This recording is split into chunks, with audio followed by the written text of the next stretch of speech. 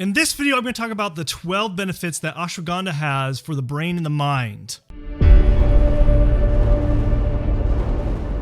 So I try to narrow this down to 10 benefits, but my goodness, there is a lot of benefits when it comes to ashwagandha. So let's go ahead and dive right into talking about the 12 different types of benefits of ashwagandha for the brain. The first one is that it can possibly help improve brain functionality. And all these studies were on animals, specifically if they had an injured brain or if there was a disease, that they found that ashwagandha definitely mitigate the possibility of furthering progressing that condition, or furthering progressing, not that condition, but furthering progressing the impact that it would have on the brain. Now, further research has shown that ashwagandha is a great antioxidant, and antioxidants are really great for helping protecting the brain. So therefore, we could see how it can definitely mitigate from having further damage in the brain when we are dealing with a disease that could be impacting the brain. So ashwagandha is definitely a great thing. But another research study showed that an 8-week period of 50 adults that took ashwagandha of 300 milligrams, twice a day, found that they did improve areas of memory, recall, and attention, and definitely this can impact to help with the functionality of the brain. The second area that ashwagandha can really benefit our brain or mind is that it can reduce blood sugar. Now, why is that important? Well, when we reduce blood sugar, because what happens with blood sugar, when we have too high blood sugar levels, that can really impact our focus, it can impact our energy, and therefore really not have a stabilized energy and focus throughout the day, because if we have imbalanced blood sugar levels, that's where our imbalanced mind will also be. So having stabilized blood sugar is really critical and key to have a focus and productive mind. So what they found in some studies, that they found that overall ashwagandha did help lower blood sugar levels, but what more importantly is it did help the outflow of insulin and helping improve insulin sensitivity, because people with, especially with diabetes, will become insulin resistant, and when they're insulin resistant, they are not able to really regulate their blood sugar levels, so therefore they have to take some kind of medication to regulate those, and then if it really gets bad, they do have to take insulin. And also in other studies, they found that ashwagandha not only did help people who were diabetic, but also healthy individuals with having regulated blood sugar levels throughout the day, which then of course impacts how we focus and have energy throughout the day. Now, the third area that actually ashwagandha can help and benefit for our brain is it does help reduce levels of cortisol. So this is where you have to be a little bit careful, because cortisol really has a lot to do with our energy, but it does impact with a lot with our stress, but it also can impact how we do focus and be productive. So when we have high levels of cortisol, it might be a good idea to take something like ashwagandha, because it can significantly bring those down. They found in studies that people who did take ashwagandha, they found a reduction of 30% in their cortisol levels. Now, if you're somebody that have low cortisol levels to begin with, ashwagandha would not be the best thing to be taking per se. So that's something you have to keep in mind, but when you can have more stabilized cortisol levels, ultimately that is going to help you have more of a focused, productive mind throughout the day, because you don't want to have cortisol being too elevated, because that's going to put you in a stress state. Which leads into the fourth benefit of ashwagandha, and probably the most heavily researched and the most reason why people take ashwagandha, is that ashwagandha has been shown in multiple studies that it does help reduce anxiety and stress. Ashwagandha is an Ayurvedic herb, and it definitely has been heavily researched in this area. But looking further in the studies, there was one study where a period of 60 days where they had 69 people taking ashwagandha, and they found a significant reduction in their stress and their anxiety by 69%, versus the placebo group where they only had about 11% reduction in their stress and anxiety overall. The fifth area that ashwagandha can help benefit the brain is it can also help with depression. Now, both anxiety and depression can really impact how we do focus, how we're motivated, and to accomplish things, to be more productive. So if we can reduce depression and anxiety, that's going to be overall impactful for the brain and the mind. They did find in a study where it was a 60 days of taking ashwagandha of a high concentration dose, around 60 individuals that did this, and they took about 600 milligrams of high concentration dose of ashwagandha. And they did find a huge improvement in their depression scores when they were being assessed, where after the study, they found about 79% reduction in severe depression results, whereas in the placebo group, they found a 10% increase of depression symptoms. Now, the sixth benefit that ashwagandha can do to really benefit the brain is improve sleep. Now, sleep is really critical when it comes to really helping us have a more focused and productive mind throughout the day, because if we don't get good quality sleep, we don't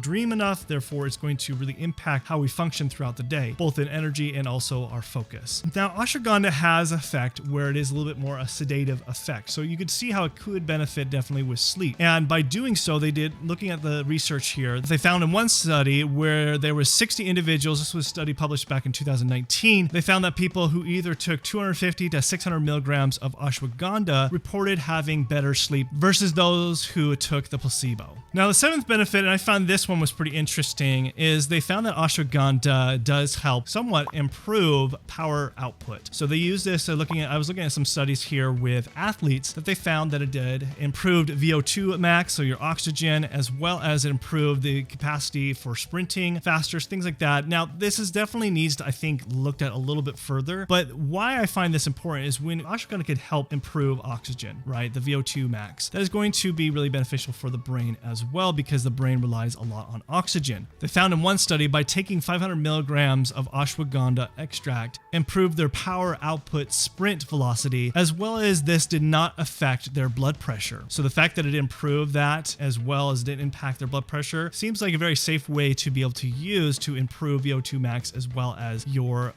power output. The eighth way that also ashwagandha can benefit the brain or overall health is it can help with energy. Now, as you know, with energy, if you don't have energy, it's really hard to be focused and productive. And what they found in this is this was actually done with people who were on chemotherapy. And people who are on chemotherapy will tend to really have a hard time having enough energy and to be able to make it through the next cycles of chemo. They did a study with taking ashwagandha with chemotherapy patients. And they were supplementing about 2 grams of ashwagandha for pretty high dosage of ashwagandha, and what they did find, it did help improve and reduce the actually fatigue over time between the chemotherapy sessions with the individuals that were taking this. Now, the ninth way that ashwagandha can help improve the mind is it can help with thyroid. Now, the thyroid is something that really has a lot to do with our hormones, but it does impact our cells. It can also impact the brain. So why that isn't so important is because I find with a lot of patients that I work with that have thyroid issues, they tend to have brain fog, they tend to have low energy, they tend to have focus issues, and therefore can really impact on the brain. And so in some of these studies that they found with a double-blinded study is they took people who had subclinical hypothyroidism. And so with this, what they did, it was about 60 individuals, and they had them take 600 milligrams of ashwagandha for 8 weeks of period. And what they found is there was a significant increase in the levels of T4 and T3. And these are, when they are low, that's put you in the hypothyroid situation. So it helped improve those levels. It also helped bring down the levels of the antibodies in the thyroid, which happens when somebody is going through possibly having hypothyroidism. The 10th way that ashwagandha can help with improving the mind is more alertness. And so what they found in some of the studies that I've seen here is that what they did is they did a test trial with people taking about 600 milligrams of ashwagandha, and they wanted to have them take a test, and then they had them do that for 14 days, and then they had them take ashwagandha for 14 days, and then take the test again or take a different test. And what they found during this period of time is that they did improve their capacity to remember, recall, but also their speed of reaction of taking a test and to be able to be more alert with that. And so by doing this, they saw that there was a difference between when they weren't taking it and when they did take ashwagandha for 14 days straight. The 11th way that ashwagandha can benefit the brain is it can improve memory. So one study that they showed is over a period of time, they kind of slowly introduced it. They started with 250 milligrams for the first week, and then they upped it up to 500 milligrams. And what they found over time through an 8-week period is they found that the primary working memory was improving over time. And they did this by using an auditory 8-digit span test. And they compared this to a placebo group, and they found a significant improvement in working memory when they did the retest and tested again. Now, 12th and final thing that I found that really helps with people with ashwagandha and what they found in research is it can help improve some executive functioning skills. Now, executive functioning skills that we look at is time management, be able to accomplish tasks, be able to plan, things like that, and organize. Things that